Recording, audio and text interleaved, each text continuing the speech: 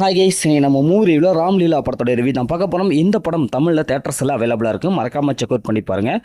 இது ஒரு dark comedy மூவியாக வெளிவந்திருக்கு. இப்போ இந்த படத்தோடைய கதையை பார்த்துடலாம். படத்துடைய ஹீரோவுக்கு 30 வயசு ஆகியிருக்கும். ஆனால் கல்யாணமே நடக்காது. அவங்க அம்மா ரொம்ப ஃபீல் பண்ணுவாங்க. எப்பயாவது தன்னுடைய பையனை கல்யாணம் பண்ணி வச்சிருன்னு சொல்லிட்டு பல பெண்கள்லாம் பார்ப்பாங்க. ஆனால் எதுவும் செட் ஆகுது. கடைசீட்டில் ஹீரோவை களத்தில் இறங்குவார். எப்படியாவது லவ் பண்ணி ஏதாவது ஒரு பொண்ணை கல்யாணம் பண்ணிக்கணும்னு சொல்லிட்டு லவ் பண்ண ஆரம்பிப்பார். எந்த பொண்ணும் செட் ஆகாது. கடைசியாக ட்ரெயினில் ஒரு பொண்ணை பார்ப்பார். அவங்க தான் அந்த படத்துடைய ஹீரோயினி. 2 பேரும் பார்த்துக்குவாங்க, பழகிக்குவாங்க, பேசிப்பாங்க, லவ்வும் பண்ணிப்பாங்க.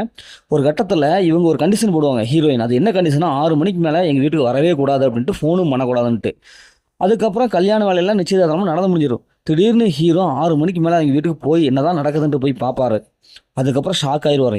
ஏன்னா அங்கே பார்த்தா அந்த குடும்பமே ஏலியன்ஸாக 6 மணிக்கு மேலே மாறி இருக்கும். அதாவது பகலில் பெண்ணாகவும் ராத்திரியில் நம்ம ஹீரோயினே ஆணாகவும் மாறுற மாதிரி இருப்பாங்க. இதை பார்த்தோன்னே ஷாக் ஆயிடுவார். இப்போ இறுதியில் ஹீரோ ஹீரோயின் கல்யாணம் நடந்ததா இல்லையா, இறுதியில் என்னாச்சு அப்படிங்கிறதான் இந்த படத்துடைய கதை. படத்துடைய பாஷன் பார்த்தாவே ரியோராஜ் அவங்களுடைய ஆக்டிங் பர்ஃபார்மன்ஸ் நல்லாவே இருக்கே. காமெடி நல்லா பண்ணுறாரு. அதேமாதிரி ஹீரோயின் தாங்க, ஹீரோயின் நல்லா ஸ்கோப் கொடுத்துருக்காங்க. புது ஹீரோயின் என்றாலும் பார்க்குறதுக்கு அப்படி தெரில. 2-3 படங்கள் நடித்து வந்த மாதிரியே இருக்குது. நல்லா சூப்பராக பர்ஃபார்ம் பண்ணுறாங்க. முக பாவனை நல்லாவே இருக்குது. அதேமாதிரி படத்தில் நடித்த எல்லாமே நல்லா பர்ஃபார்மன்ஸ் பண்ணுறாங்க. கடைசி கிளைமேக்ஸ் செமையாக இருக்குது. சூப்பரான ஒரு கிளைமேக்ஸ், யாரும் யோசிக்க முடியாத அளவுக்கு கிளைமேக்ஸ் கொடுத்துருக்காங்க. அதுக்கப்புறம் காமெடி ஓரளவுக்கு எடுபட்டுருக்கு. படத்துடைய பிஜிஎம் பொறுத்தவரை நல்லாவே இருக்குது. அதே மாதிரி சினிமோட ஒளிப்பதிவு நல்லாவே இருக்குது. ஒரு வித்தியாசமான யோசனை கையாண்டுருக்காங்க. அது ஓரளவுக்கு நல்லா கனெக்ட் ஆகுது.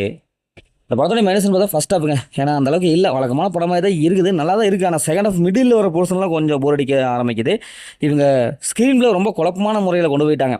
செகண்ட் ஹாஃப் ஸ்க்ரீனில் அந்தளவுக்கு இல்லை. கிளைமேக்ஸ் நல்லா இருந்தாலும் மிடில் வர போர்ஷன் இன்னும் கொஞ்சம் நல்லா டெம்ப்ளேட்டாக நல்லா எடுத்துருக்கலாமோ அப்படின்னு தான் தோணுது. மற்றபடி இந்த படத்தில் பெரிய மைனஸில் இல்லை. காமெடி ஒரு சில இடத்துல ரொம்ப கிரஞ்சாக இருக்குங்க. அதை கொஞ்சம் மெச்சூரிட்டியாக எடுத்துருக்கலாம். இந்த படத்தில் அந்த மாதிரி சென்ஸில் எதுவும் இல்லை. ஃபேமிலியோட பார்க்கலாம். மொத்தத்தில் எப்படி சூப்பராக சொன்னாங்கன்னா இந்த படம் ஒரு ஒன் டைம் வச்சபோது தான் நான் உங்களுக்கு சொல்கிறேன். ஓகே, சேம் இடத்த ஒரு புதிய மூவி ரிவ்யூ சந்திப்போம்.